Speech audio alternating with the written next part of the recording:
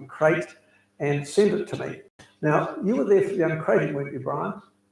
Yeah. Okay, the wooden crate contained some stuff. Things lacking included packing list, parts list, and manual.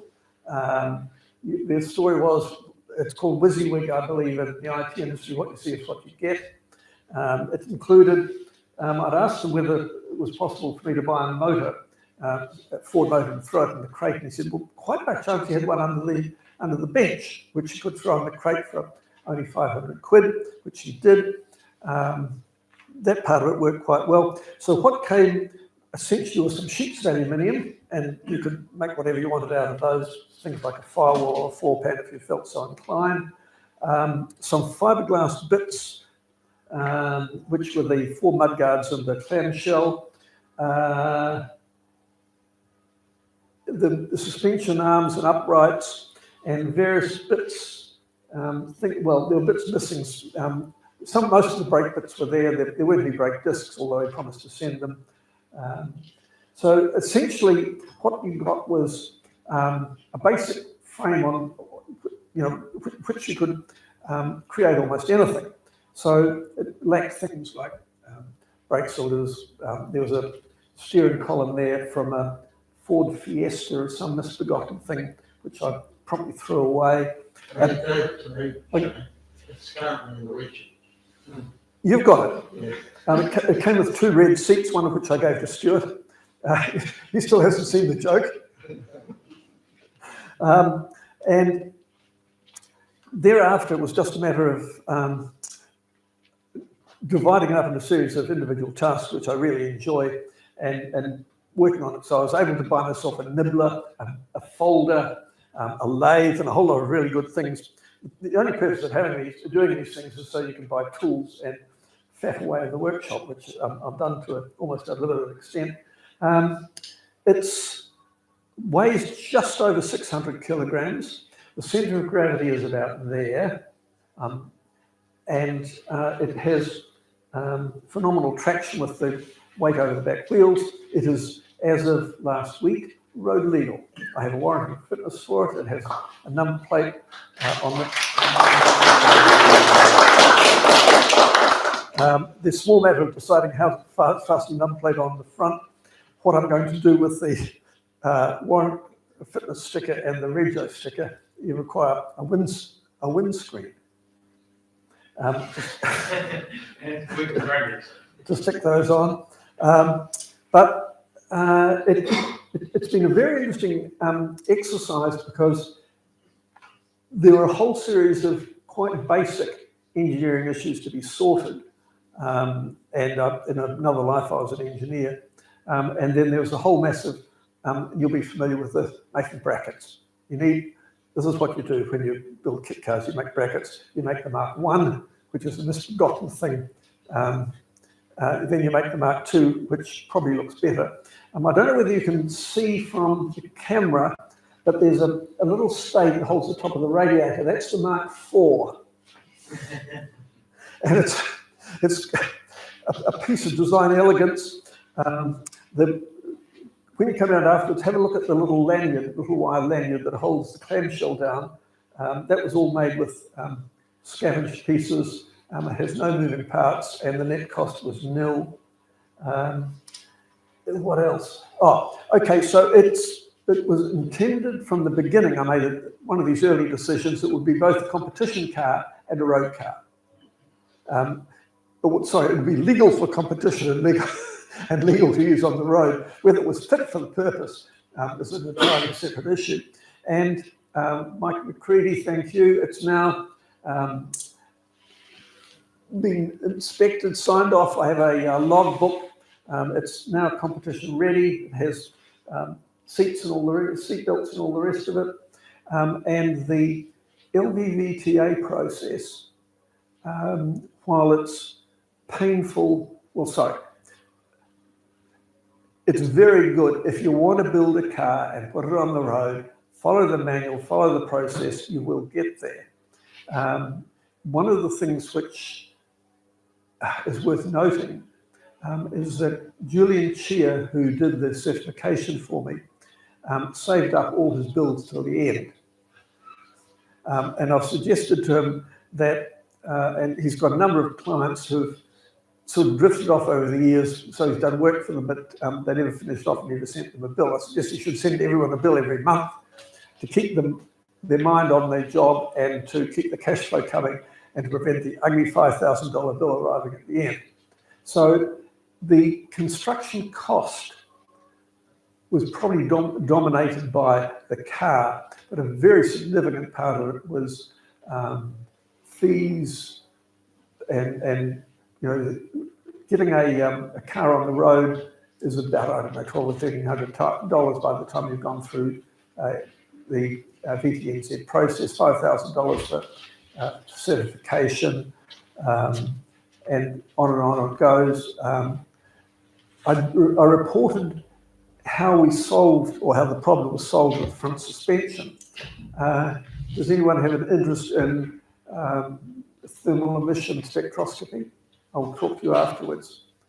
But that's how I found out what the front suspension was made from. When I say this thing's Lotus 7, essentially, from there forward, it's all Lotus 7, except the motors at the back. So the suspension arms and all the front geometry are very much Lotus 7 style. And after all the Triumph Herald front uprights were used up, everyone went to Mark III Cortina.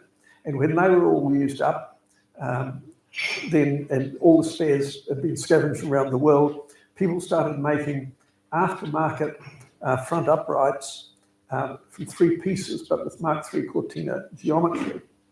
So I got these sent to me, and they contained Austin Princess lower ball joint, a steering joint from a transit at the top, and 3 bits of unknown make and provenance and material.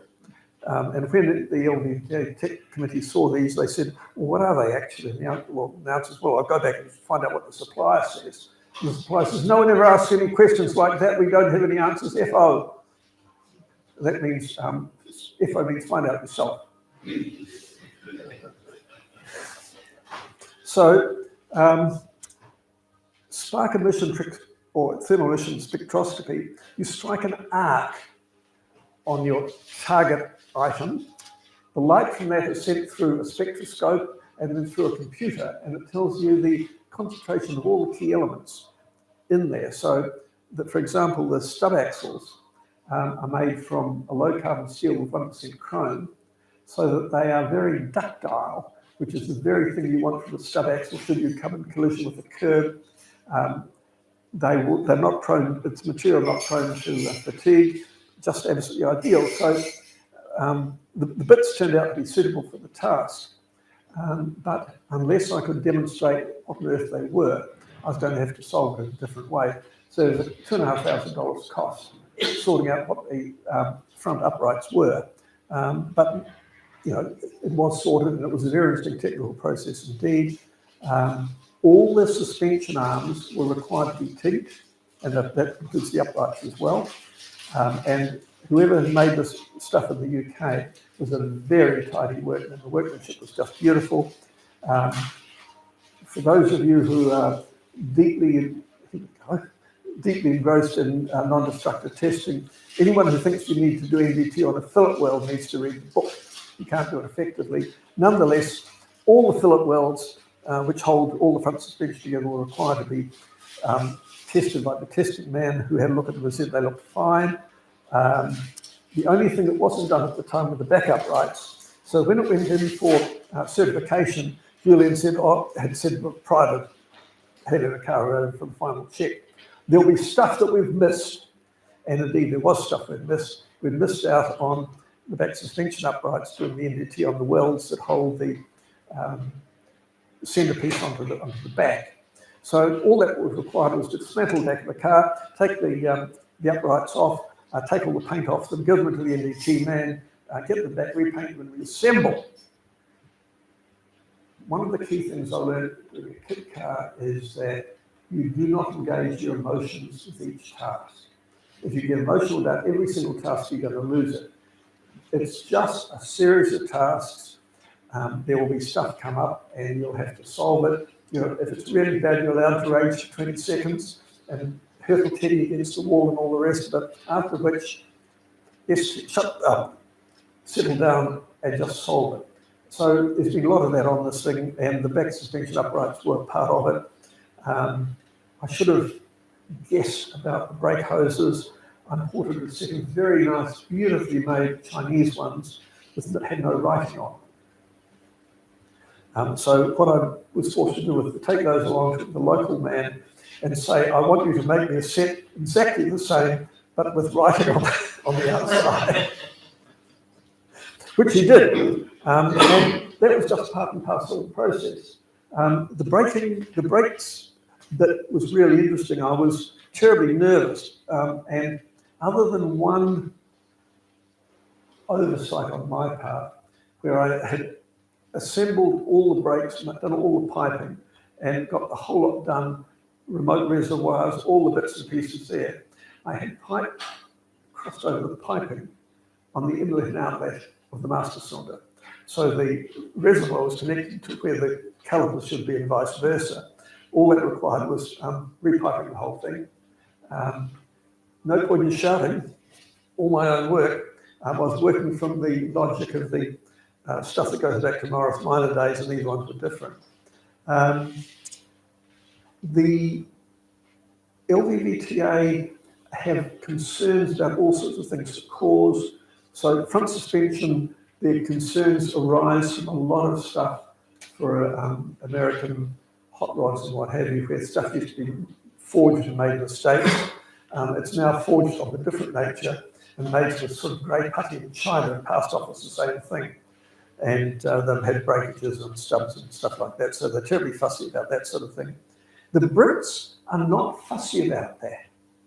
The Brits don't give a rat's ass. I was supplied with an adapter for the steering, which had, I think, well, I forgot what it was, a D at one end and a spline at the other, or might have a hex at one end and a spline at the other. And that was done by taking one of those and one of those, putting a piece of steel in the middle, ramming them together, welding round, and everyone was happy. In New Zealand, no one was happy. So you can't see it. It's now all fortunately hidden underneath that. But the steering is a tribute to simplicity and OEM. So that's an original Ford Focus steering column all the way down. A piece of D-shaped steel is then connected to a Ford Sierra steering rack. Now, I had made a decision early in the day that I was not going to make this any more difficult for myself than I could. And I had to. So these things were designed to use a 1600 Ford Focus. And being a smart ass, I thought I'd use the 2-litre ST because it's got more power. I'm an engineer, more power is good power. So that was fine, except that the gearbox was different. Well, in fact, there are two sets of differences there. With the original kit set, the gear lever was there, but it meant that you could use all the original cables and controls and what have you. And then all the gear linkages worked. And some of you will have seen the gear linkages here, which cost me a great many sketches and a lot of head scratching, because to persuade the gear arrangements on the gear lever knob to actually translate to that at the rear wheels requires you to get those levers at the back. Then they do that and that, and then that and that. That's reverse. So when you push this thing into reverse position, you have to get that one that way, and then go down. And they do, but I was concerned that I might have a gear shift that went 1, 2, 3, 4, 5 and reverse, or any variation on that. That one actually came out okay. The Ford motor, it's a thing called a Duratech, which is not strictly, it's an old Z-Tech, old iron block Z-Tech. It was the hottest of the naturally aspirated ones, 170 horsepower, has variable valve timing on the inlet cam, and it advances and retards up and down the rev range. So and by up to 40 degrees. It's also got a 2-length inlet manifold and a very complicated exhaust manifold. So the Ford engineers had wrung 170 horsepower out of this thing with a torque curve that went massive torque all the way up. You can start this thing in any gear, probably not in reverse for 100 kilometres an hour, but it's a very torquey motor. It came out with a 6-speed Getrag gearbox, same as the original, as the supercharged Mini Cooper of the early 2000s. I gave away the gearbox with a certain sense of relief. Anyone who wanted a 6-speed Getrag gearbox, you missed out, I'm sorry. But this has got a 5-speed NTX 75 Ford gearbox in it. It is a very rugged gearbox, the same as they used in the turbocharged version, and it's got 2 synchro meshes on reverse and on each of reverse and first, and a couple of outfits make performance internals for it. So it's got a Torsen diff in it and a lowered final drive. So after a great deal of head scratching, I've finally got the final drive in fifth, about 30 kilometres an hour to 1,000 revs, which is designed to give me just under 200 k's an hour in the back straight at Mansfield, which I think is probably going to be sufficient, Richard. Oh, just about there? Yeah. So the gearbox and clutch presented the problem towards the end, which I had not suspected. So it's the flywheel. This thing originally had a twin mass flywheel, which then drove the Getrag gearbox. It's now got a single mass flywheel out of the Ford Focus, which drives the Ford Focus gearbox, with an aftermarket upgraded clutch, good for 210 horsepower instead of the standard 170. When it was all assembled, it appeared that all the internal clearances around the, it's one of these circumferential release bearings that fits around the output or input shaft on the gearbox. I don't know if you've ever seen them. And it does that. And there wasn't sufficient space for everything. So that when I bolted it up, the clutch wouldn't free, and that was because bits inside that were static were rubbing against the end of the flywheel, which was going round, and caused problems. So that required me to take the engine gearbox out. I discovered you cannot get the gearbox off out of this thing without taking the engine gearbox out, which I was very happy to do, and only took a moment. Split the thing, machined some of the end off the driven plate, off the friction plate, or milled some of that off. Put a blob of plumber's gook in there, screwed it together to make sure that the plumber's gook was not squashed flat, took it to pieces again, reassembled it, and oh no, Phil's not here. Phil's driven this thing. I've driven it. Have you driven this thing, Brian? No. The clutch is absolutely to die for. It is as soft as butter. It's progressive. It bites like fury if you want. And it's only got about that much travel. So all the shenanigans there eventually come out quite well. Took it up to Mansfield for the driver training day. Some of you will have seen it there. It revealed that it would not run correctly over about 3,000 revs. So I putted around at lunchtime there, got a few Ks on it. The wise ones gave me a lot of advice about how to get the thing to work properly. It has a mass airflow meter in it, and I discovered when I was doing the wiring that I had a plug marked MAF, but I had mysteriously forgotten to put the mass airflow meter in there. So this required a lot of hasty scratching around the box in which I carefully put it. The pixies had taken and hidden. I don't know, the pixies live certainly in my ship. They take stuff and hide it. They wait until you stop looking. They wait a fortnight and then they mysteriously return it to plain view.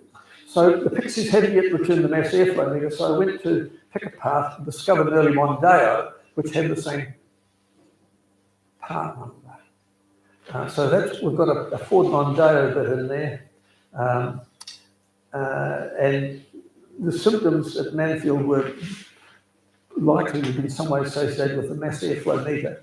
So I cleaned the one I had, took the bits, the Pixies returned the one that was in the box. After I looked for a couple of weeks, Pixies returned it, I put that in, still didn't run properly. So the Pixies are watching. I've ordered not one but two. I've ordered a BA suffix mass airflow meter from the States, and I've ordered a complete airbox and inlet manifold mass airflow meter from an ST170 from a wrecker in the UK, 20 quid. It's on its way. The Pixies have obviously taken notice of that because when I took the car out and down perfectly. The little fuckers. Anyway, so these are all the trials and tribulations. The cooling system works perfectly well. There's a thermostat at the front on the hot water pipes. There's a couple of hot water pipes that run front to back. And the header tank, cool expansion tank, cool whatever, is a Ford Focus one. Came out of a donor car and it looked disgusting. It looked as if someone had been storing up an aquarium or mud or some bloody thing in it. However, the fix for grubby looking expansion tanks is on the internet. You put 2 handfuls of gravel in there, some hot water detergent, and shake the living shit out of it. Tip all the gravel out. They mentioned that, it's important. You tip all the gravel out, and the thing comes up clean and usable. So that's the high point there. And while it still existed, there was a very good forum for victims of the lying pommy prick. The managing director of Exotech Cars.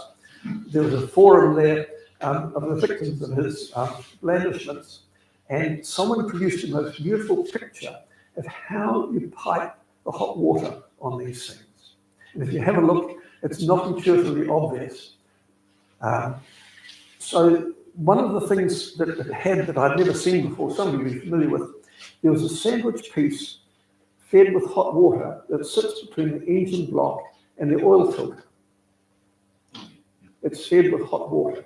I'm not sure whether that's to warm the oil or to cool the oil or what it's supposed to do, but there it was. So the verdict from the forum was, don't worry about that. So we've got a thing here, we've got a whole nest of bits for hot water. You cut A to A, B to B, C to C.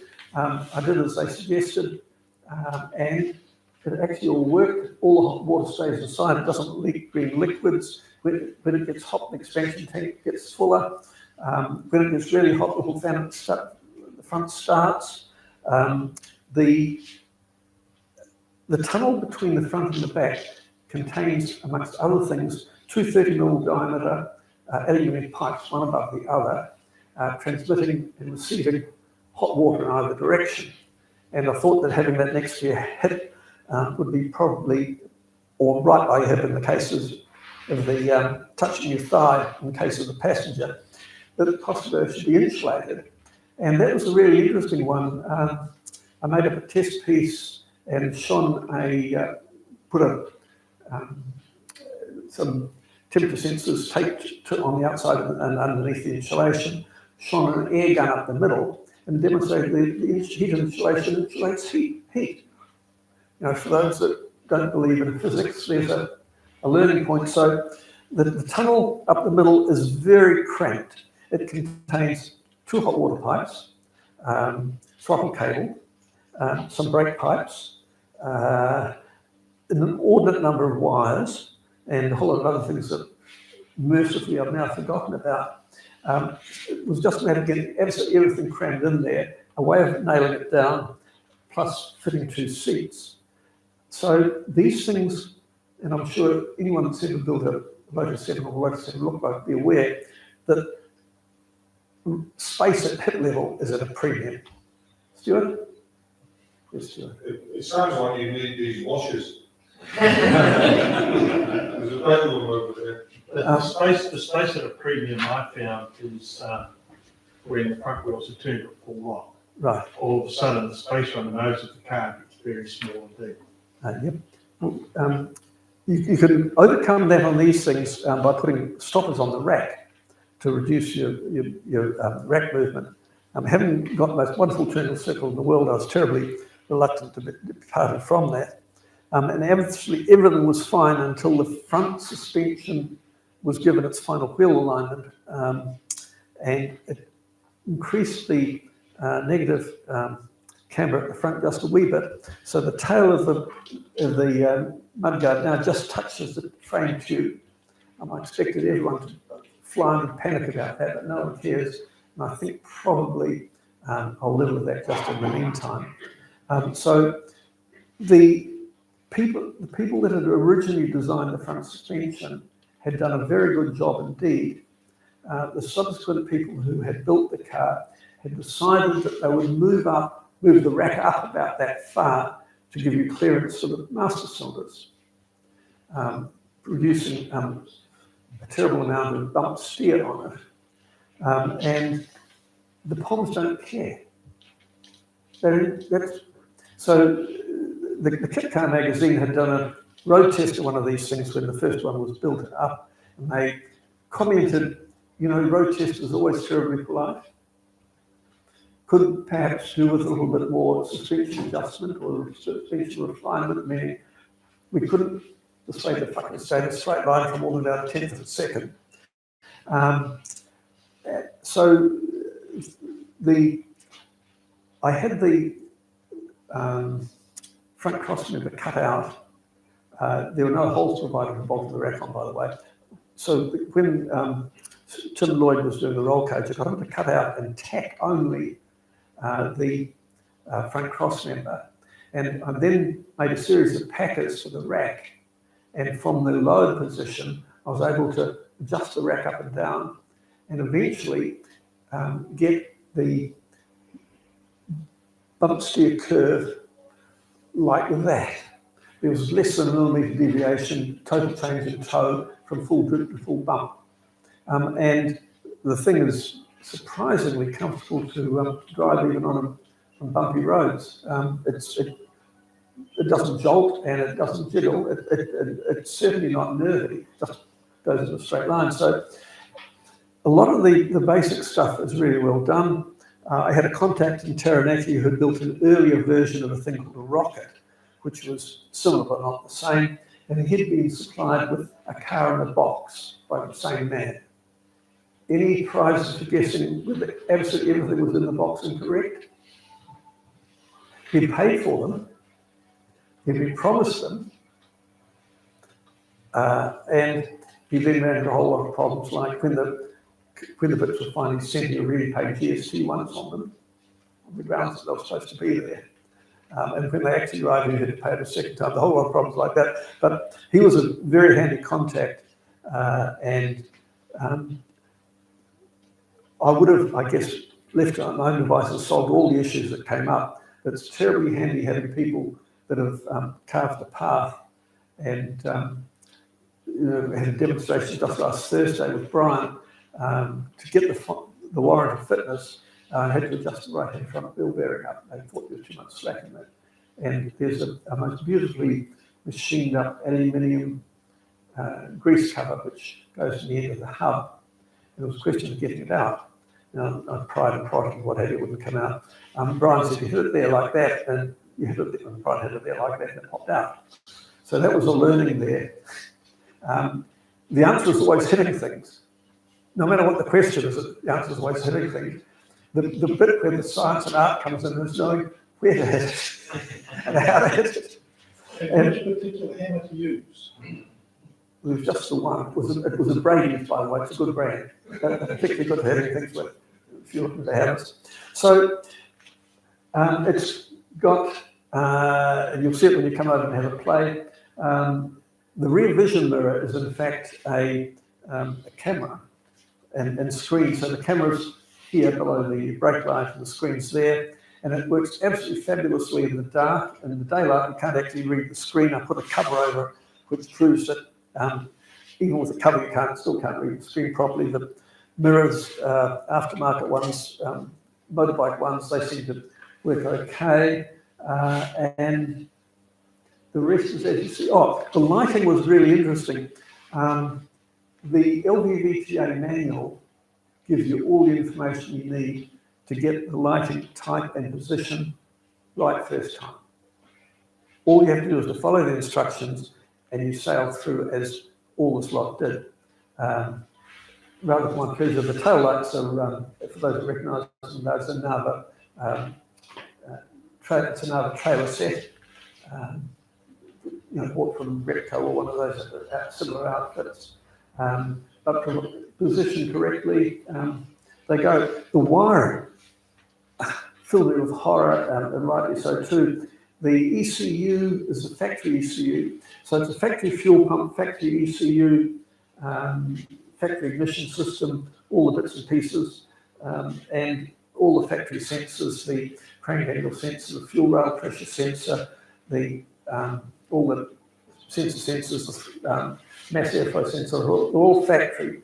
And in theory, at least, if things should then have worked. So when I all assembled, it started and run on ether, but it wouldn't run on petrol, which indicated there was an issue there. I bought from AliExpress a analyzer for analysing OBD2 codes, and it said that the fuel pressure was low on the left-hand bank. I don't half of V8, isn't it? I assumed they're talking about Paris. Anyway, I couldn't make the bastard thing go, so I took it up to the auto electrician and said, "Can you make it go?" And they phoned me a bit later the same day saying, "Yeah, they put a battery on it and give it a kick and it started and run, I could take it away." So the conclusion was that I hadn't bled enough petrol out of the fuel system, and that once they got fuel to the injectors, it was away. I replaced the injectors with a reconditioned set from the States on the grounds that old fuel injectors may safely seem to be gunky and not working correctly unless proven otherwise. And the thing started and ran very nicely. So there are no issues there. It's a non-return fuel injection system. So there's a pressure sensor on the fuel rail which gives instructions via the ECU and a controller to the pump. And the fuel pressure, of course, then varies with revs and throttle opening and 99 other things as well.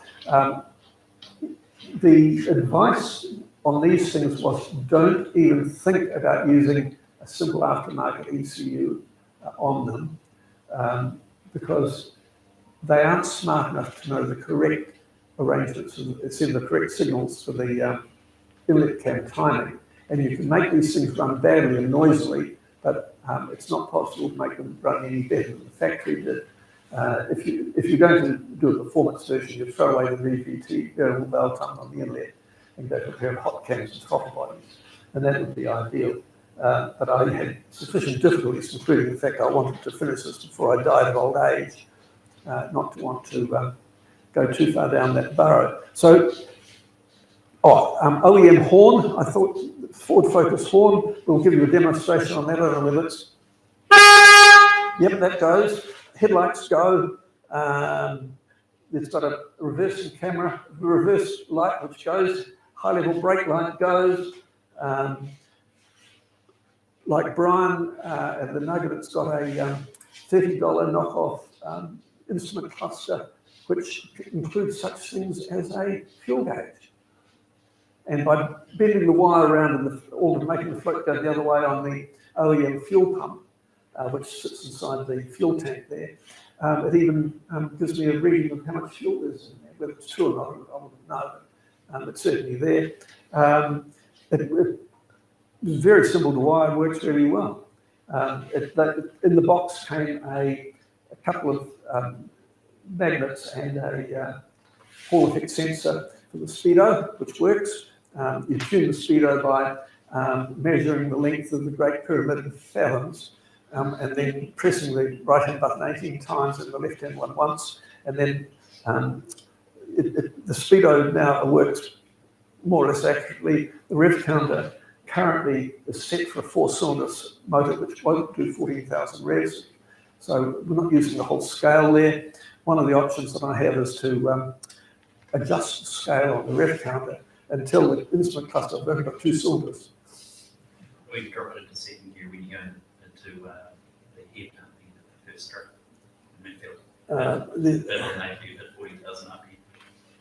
Okay, I'll give that one a go next time.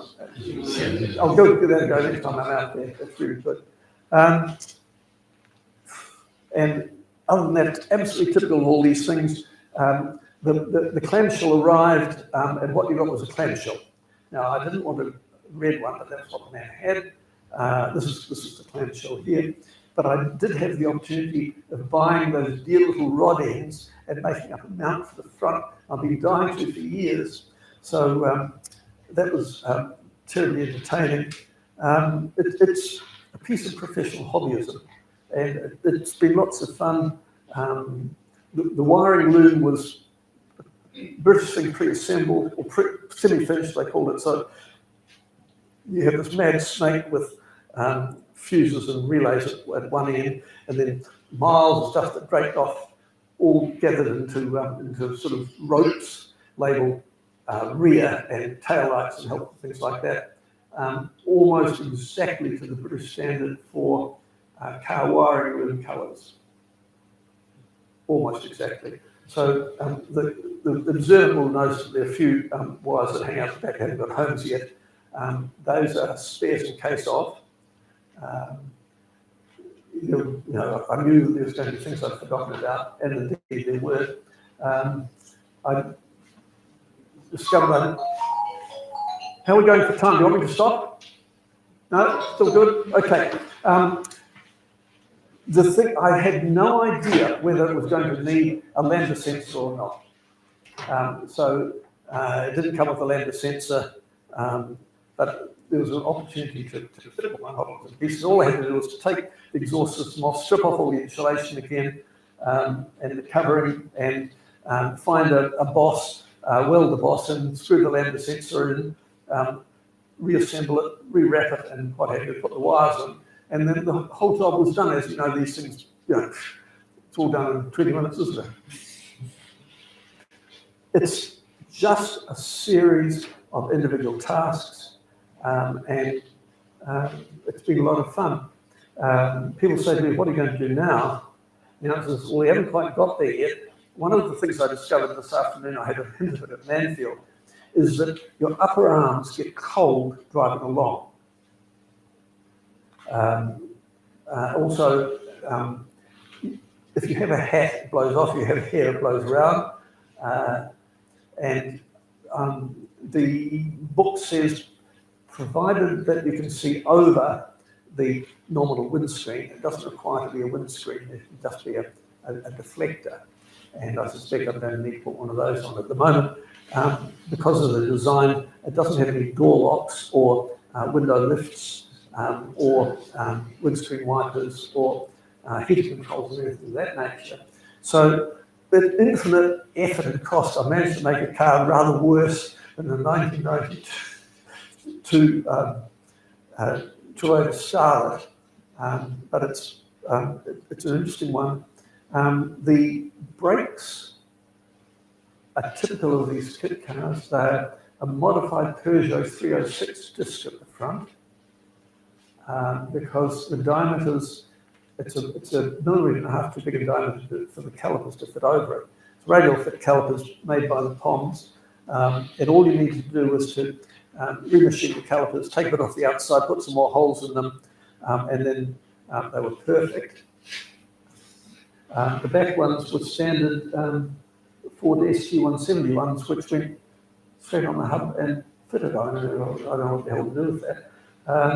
Wheels were Pommy ones. Enormous debate on the forum about what the correct offset was for these things, because the manufacturer was said, oh, well, you'll need some wheels. What sort of wheels do we need? The answer is, I'm not going to answer that. So the 15-inch wheels, which were required to fit over the size brakes that were required for the weight and power of the car. They're normally a unventilated Cortina front disc. You can get a 13 or 14 inch wheel over. These ones have to be bigger than that, so they need a 15 inch wheel at the front. The Pommy, I think they're 4.25 inch, 4 inch, no, 108 mil PCBs at the front, which is the same as Ford and certain models of Peugeot. Which means that I've got a set of 16-inch Peugeot wheels with perfectly good tyres on, which I propose never to use.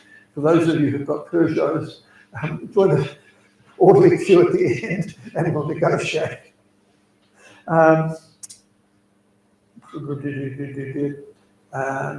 Brake bias bar. The brake pedal supplied, I had to throw away because LVVTA didn't like it. I had to make a clutch pedal, the throttle arrangement.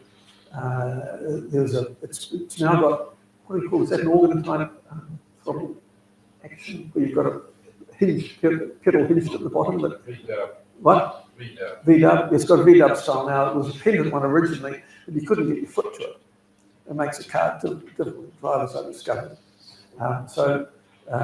It's now got a VW bottom hinge style bottom hinged one in there. A work of art now hidden out of sight. Any given part here that you care to ask questions about, I've got an answer. They supplied 2 fuel tanks with this thing. Both of them cut back so that the top was quite narrow. And because I wanted to use the OEM fuel pump, it's about that big, as you'll see when you have a look. I had to turn up flanges, make up flanges at the top. And then the local boat builder modified the fuel tank at this stage, going like that, to added a triangular bit at the top, as you'll see, and then welded the flange in. The local radiator man did a pressure test on that, gave me a pressure test certificate, and the whole assembly, including the wigwag for the fuel level, drops down into it, and it's got an integral sealing well. So the fuel tank did not require to be stuffed with foam, as is required in some jurisdictions, because there's a built-in sealing well there. Unlike, or supposed to, you won't suffer from fuel surge on the corners. The fuel tank is less than generous in size, and that's fine. A roadie, I think probably the thing I'll require a P about as often as the car requires petrol. So that's not going to be an issue. And the delete of the sorry, I'll come around back here. At the front of the motor on that side there, they originally had fuel pump, a power steer pump and an aircon pump. Those to be deleted, and I've made up little brackets and this and that to rearrange the certain time belt.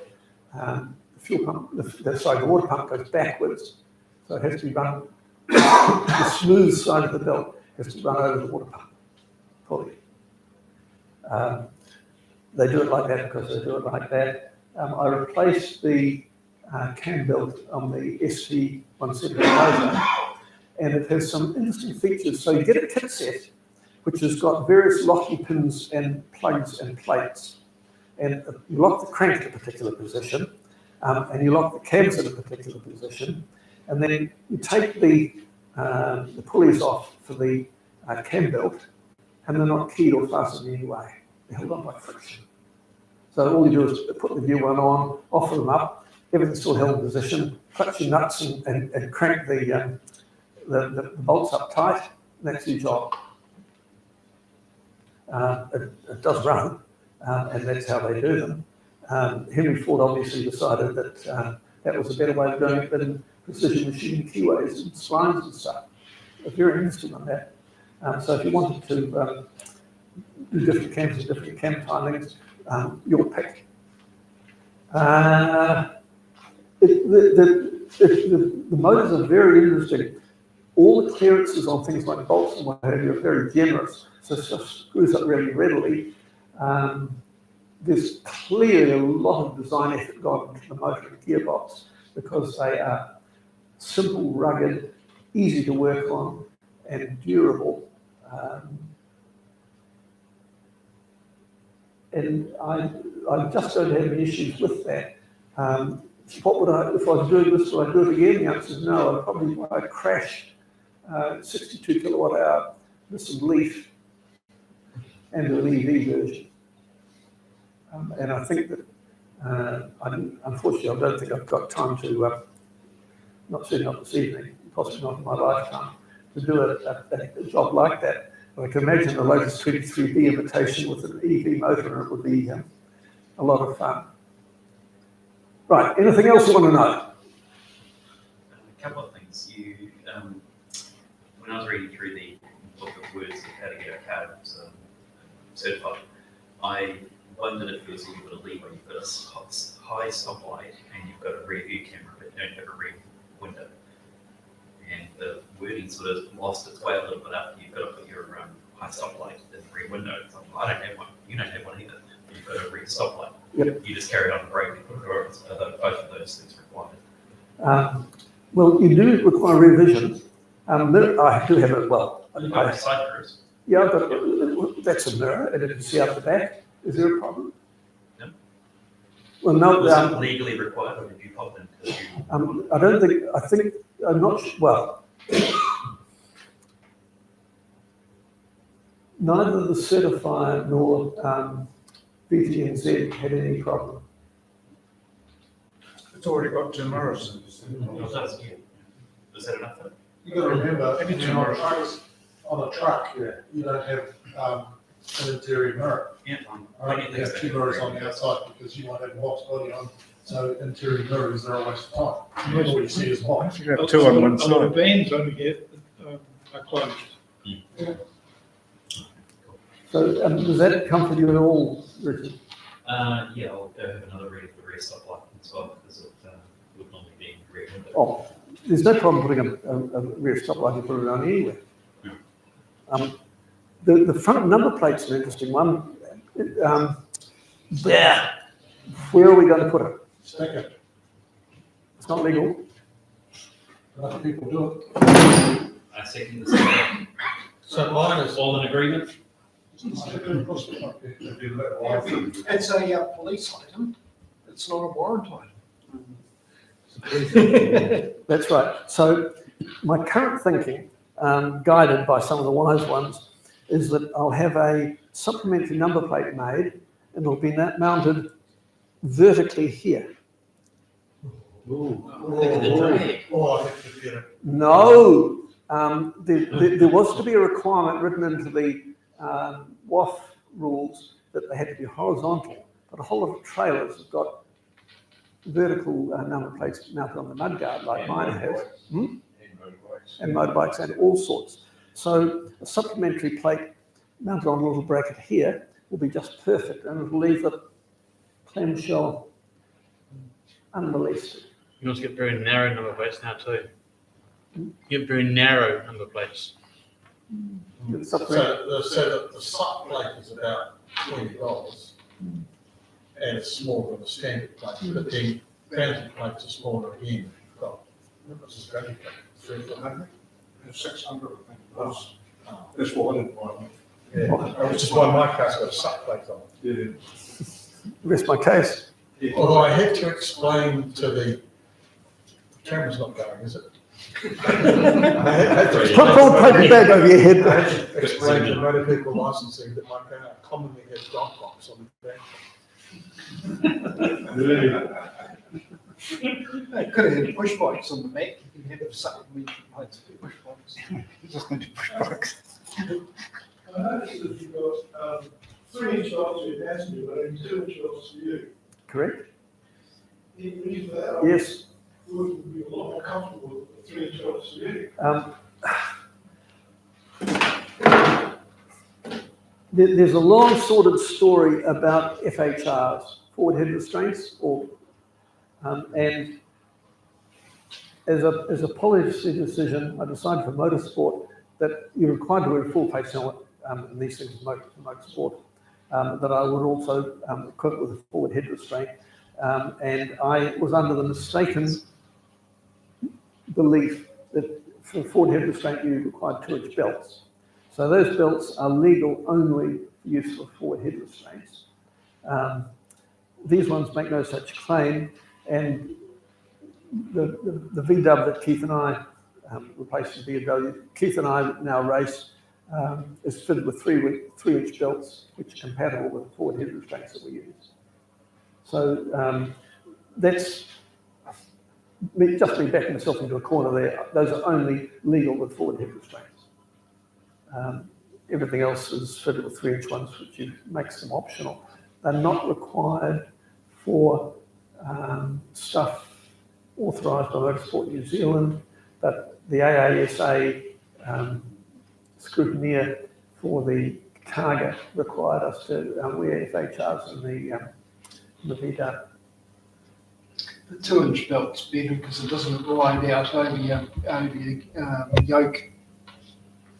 Some yokes will do both. Yeah, but yeah, that's why they've gone to the smaller weaving size. I had those. In fact, I think, Stuart, how many sets of belts have I given you? Only one. Sets of belts. Yeah. I've only got one set. So I think I've got one for 3 inches. Right, we'll swap that. I've got something for you here, by the way. Oh, here we go. Let's stop holding your FHRs onto your crash helmet. I know what those little rubber donuts are for. Oh, very good, very good. Okay, any further questions, comments, queries?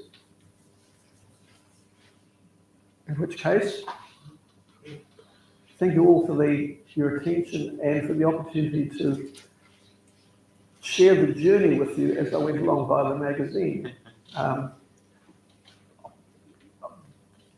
Do you think self-publishing will be the thing? Turn it into a novella? Yeah. Well, I'd just like to say thank you very much, Shayne, for bringing your car along. It's really good to see that it's finally road legal and track legal and everything. I've got a little something for you. Oh, thank you. This is obviously the initiation part of the thing. So, oh, that's very cool. Thank you. Yeah, it's very cool. Thank you. And yeah, congratulations. Thank you.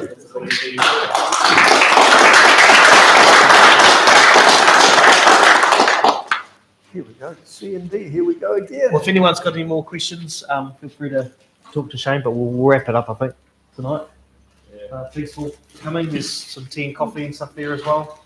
Don't forget to pick up your washes. And your magazines if you haven't already. Thank you. Sorry. What's wrong with that?